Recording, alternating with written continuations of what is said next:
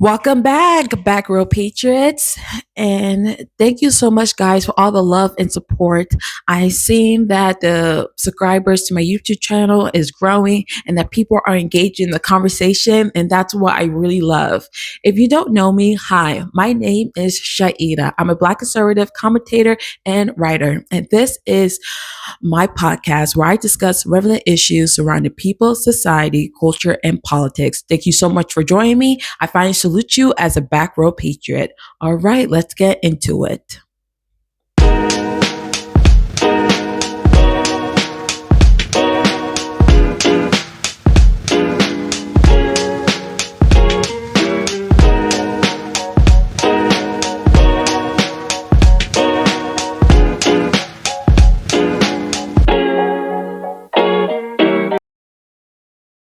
I found a scripture that I really would like to share, and it's a scripture that you can find in the Psalms.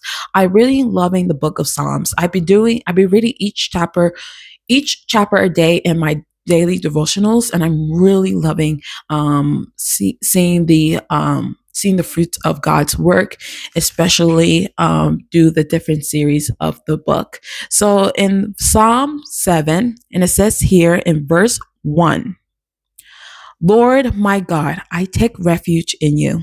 Save and deliver me from all who pursue me, or they will tear me apart like a lion and rip me to pieces with no one to rescue me. Lord my God, if I have done this and there is guilt on my hands, if I have repaid my ally with evil or without cause have robbed my foe, then let my enemy pursue and overtake me. Let him trample my life to the ground and make me sleep in the dust. That is Psalm 7 1 through 5. All right, let's get into it. In the previous episode, I shared about how Virginia is cooked and how Virginia has to look forward to a new administration. And this administration is wasting no time to corrupt Virginia. And I really feel that Abigail Spanberger is a liar and that she never had any intentions of leading the state, this Commonwealth, with a moderate basis, but she wanted to. I think she's giving kickbacks to all the people who supported her throughout her campaign. I know that once she's in office, she's going to probably be paying the money that she's going to take from our taxes and giving kickbacks to the people who supported her donations, to all her close political allies, and even her Democrat posse. But enough about Abigail Spanberger right now, because I want to talk about another button issue, and that is ICE. Right now, currently, we have a nationwide dry ice breakdown protests. People are going on or stop shopping or doing whatever. I haven't really looked that much into it because I low-key don't really care that much.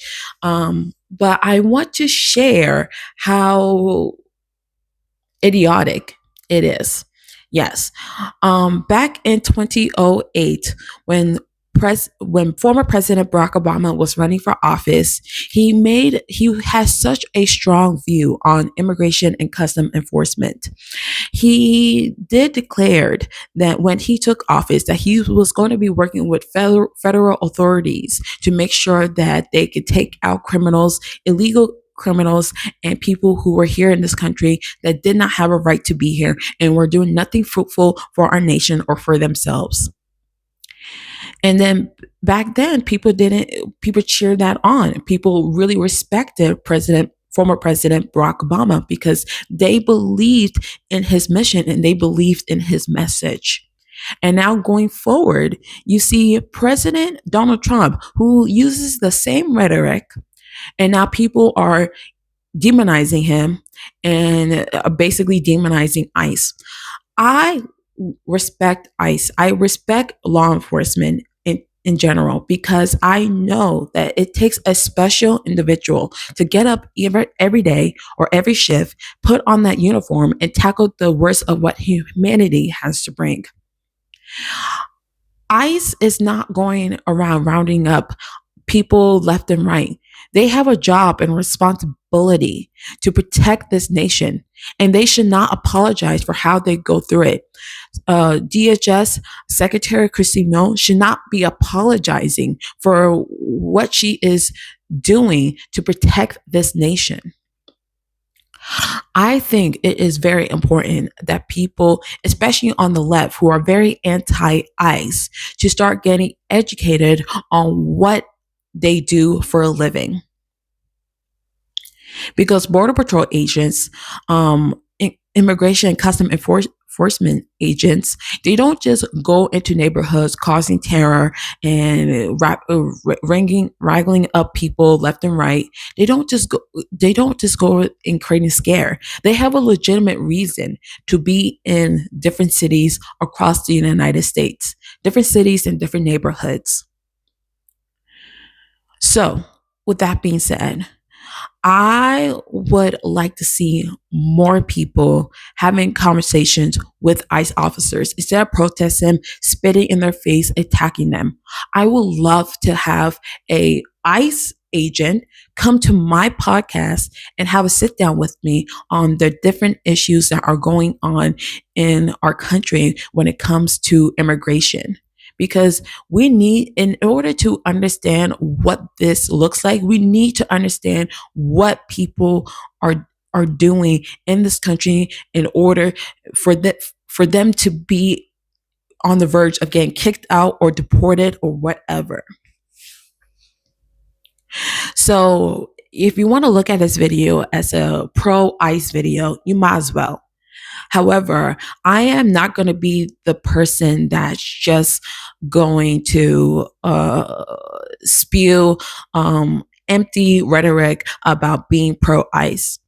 There was a story back in the day of Alex Peretti, and a lot of conservatives have taken, especially like Megyn Kelly and others, have taken on the cautionary take on being anti-ICE, because Alex Peretti was a good person who was trying to defend his neighborhood, trying to defend his people against ICE.